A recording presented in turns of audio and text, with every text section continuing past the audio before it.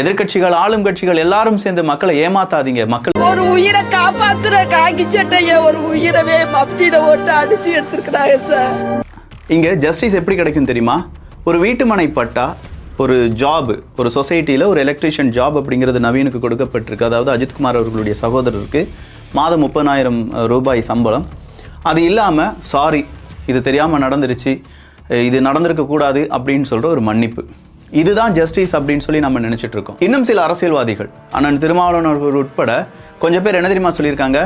நானே முதலமைச்சராக வந்தாலும், இங்கே அதிமுக திமுகன்னு எந்த ஒரு கட்சி ஆண்டாலும் போலீஸ் இப்படித்தான் இருக்காங்க அப்படிங்கிறத யாராலையும் மாற்ற முடியாது அப்படின்னு ஒரு வார்த்தையை சொல்லியிருக்கார்.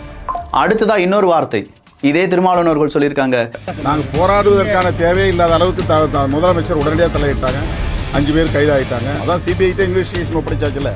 எங்களுடைய கேள்வி என்ன தெரியுமா சார்? இங்க ஒரு அஜித்குமாருக்காக நாங்க பேசல. யார் இந்த நிகிதா?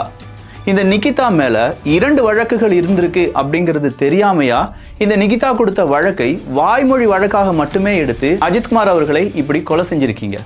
அதிகார துஷ்பிரயோகம் அப்படிங்கிறது காலங்காலமா நடந்துட்டு இருக்கே, எப்போது அதுக்கு முடிவு கட்ட போறீங்க அப்படிங்கிறது தான். திருமாவளவன் அவர்கள் கேட்குற மாதிரி நானே முதல்வராக வந்தாலும், திருமாவளவன் அவர்களே முதல்வராக வந்தாலும் இதை தடுக்க முடியாதுன்னா நீங்க எதுக்கு முதல்வராக வரணும்? இங்க முதல்வர் ஆறதெல்லாம் இன்னொரு பக்கம்.